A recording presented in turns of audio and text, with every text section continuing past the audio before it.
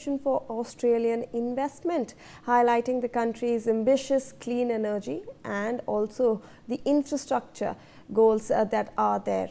Now, the Prime Minister also underlined India's goal of achieving 100 gigawatts of nuclear power capacity by 2047, saying that Australia's vast uranium reserves and expertise complement India's nuclear energy ambitions.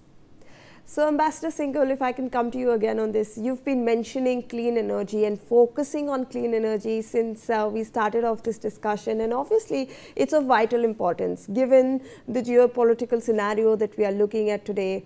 The West Asia crisis has shown the world that we need to diversify our energy supply chains. We need to also look towards alternate sources of energy and also alternate routes of energy, and the Indo-Pacific region seems to be the next source of this, Ambassador Singhal, and this is something that the Prime Minister also highlighted during the CEO's forum meeting that was there. Yeah, certainly, Shivani. There's a clean energy. I think when you look at the Prime Minister's itinerary, let me just take you the few slightly different. The itinerary last few months, the major focus of his talk, discussions, and the agreement is on agreements in the site of in the line of clean energy. India is looking to as you rightly said, diversify not only the traditional source of energy, but also sources of clean energy. This is a lesson I think India has done very well, that depending on one source or two sources is not the way for the future. So even in the areas of the clean energy, what India is looking diversification, so that the problem which we are facing in the field, when you are talking of the crude oil, that the over dependence on one region has led to a lot of problems. Fortunately for India, it was not so severe because we were already diversified, and we were further able to diversify in a very short time. So India was among the very few countries who did not have any shortage of any of the oil products. Prices, of course, they went up naturally because prices went up, but availability was not. It was all the time ensured, and it was possible only because of the diversified sources. Same thing, I think the government of India is now adopting its policy, the clean energy area early, so that there is no over dependence on anybody. So when the Prime Minister is going to visit any country, he always talks where we can cooperate with them on the clean energy. Whether and it's a two-way process. India not only take that knowledge or capabilities, we also offer our capabilities. So it's a win-win situation for everybody. Same thing is the Australian visit. The clean energy was uranium. I think the most important part is the uranium, because Australia has a vast source of uranium, and they would like to cash in, because ultimately these resources, unless they are explored, used, they will not give any revenue. And Australia's economy depends on mining, and uranium is an important component. And India is willing partner for them, because as the Prime Minister mentioned, that we have such a program, or vast program, 100 gigawatt in next 20 years. So India is the market for them. So I think that it's a win-win situation for everybody, including for the Australia. And as I said earlier, they have become now very comfortable with India, and India has also shown that India is not among those countries who say something and do something else. We don't need to, because we have our own resources for the purposes which we require. But for civilian, we have accepted, including with the Japan, we have done this. The Japan, we have end-to-end certification, and because we are buying reprocessing technology from them, and because they are one of the best, and we set up even the plant with their technology and with their knowledge, that they have certification and verification at every stage. So even we were able to satisfy with the Japanese about that. So Australia, I don't see much problem now, because political environment is clear, and I think that's the message that the Prime Minister gave to the audience in Australia. including the government. Absolutely, Ambassador. In fact, we have some more breaking news coming our way. Let's take that forward. Now, Prime Minister Narendra Modi has said that the current global environment marked by uncertainty, supply chain disruptions and an energy crisis makes it imperative for India and Australia to deepen their partnership as natural and trusted partners.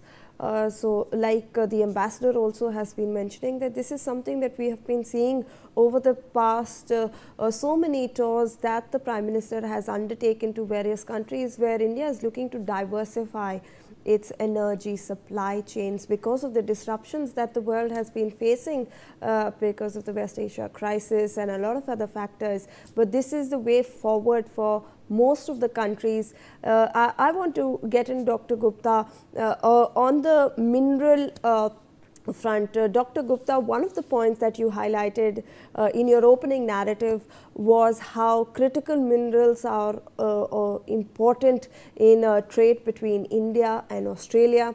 We are looking at lithium and cobalt that India will be looking at importing for furthering their EV policy, and this is something that we also saw in the Indonesia leg, because Indonesia is also very critical, very closed off about its own critical minerals policy. They want certain investment inside the country. Only then will you be able to mine such critical minerals. How open is then, I want to understand, Dr. Gupta, Australia in terms of critical minerals?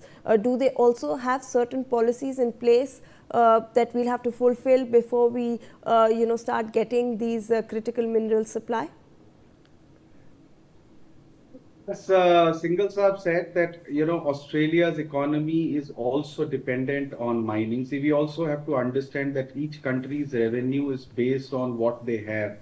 So for Australia, critical minerals, mining, it is all something that their economy also rests on. And I think it is in their favor to start supplying some of these things to the country. And I see no reason why they would be not happy to do it. As far as the uranium part is concerned, one more thing that I would want to kind of say is that, see, the energy demands of the world are going to increase exponentially because of the increase of AI. See, sometimes we do not correlate these things. AI requires data centers which require power which is 100 times more than normal data center, and that is the future. So this is something that is going to happen. And I see that India is far-sighted in some of these things, because if we wish to be a leader in the AI field, which we are trying to do, we also need a lot of power. So that power, all of it cannot come from clean sources like solar and hydro, because they have their own problems. I mean, solar, you can't have more than a certain percentage of solar energy, because the grid becomes very this thing. I mean, sometimes sun is not there. So nuclear is the clean fuel that they are going to use for creating this power. So whether it is uranium or other rare earth minerals, I see a lot of synergy in India, forming a relationship with Australia and taking these from Australia. Absolutely, Dr. Gupta. In fact, let's get in some more breaking news coming our way. Now, Prime Minister Narendra Modi has said that Indian exports to Australia have doubled since the pact came into force, while businesses in both the countries have benefited from expanded market access and a robust framework for long-term economic cooperation. So obviously India will be looking at elevating these ties to a more strategic economic cooperation. But Ambassador Singhal, I'll come to you. Before that, we have some more breaking news coming our way. All right, Prime Minister Narendra Modi has in fact invited Australian pension funds to expand their investments in India, describing the country as a destination for safe, stable and sustainable long-term growth. Ambassador Singhal, before we wrap up this discussion, your final thoughts on this. Also, this Australian pension fund is of utmost importance because this has been gathering a lot of headlines over the past few weeks, because their head had also been talking about how they look at India as a great investment destination. Well, let me start with this, the pension funds. The India, of course, is asking, looking for investment. And when we look at the ease of doing business in India, we are complete. I mean, of course, there's a lot of work to be done, but continuously we are improving the ease of doing business. So that has been, caught the attention of everybody. And there are many pension funds who are and sovereign funds who are investing, and the returns which they are getting in it are, I think, better than many places and without restrictions. Let me tell you here, because now the investments do not see merely the return; they also they look at how they exit and the trust part, whether they will be shackled, like some of the countries have recently done. So now they are overcautious and before jumping to any country. And India has a track record, which clearly shows that India means business, be it investment, FDI in India, be it in global supply chain, because global supply is all linked with the global supply chains also. We should not forget that. Because the companies are looking for bases where they don't face problems, which they are facing at this moment, because they are forced to build at this moment redundancy.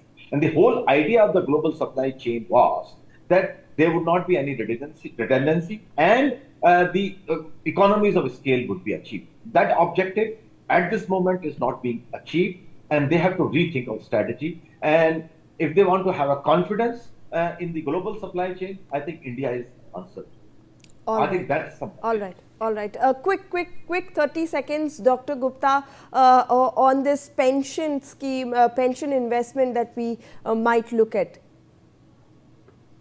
Oh, I think it's a very welcome step, as my colleague has already alluded to this. I mean, basically these pension funds, first of all, these pension funds provide funds for longer duration. We have to understand that many times for our infrastructure development, we require funds for longer periods, and banks do not have the capital adequacy to sometimes lend for longer periods, whereas pension funds, etc., have capital adequacy to lend for longer periods.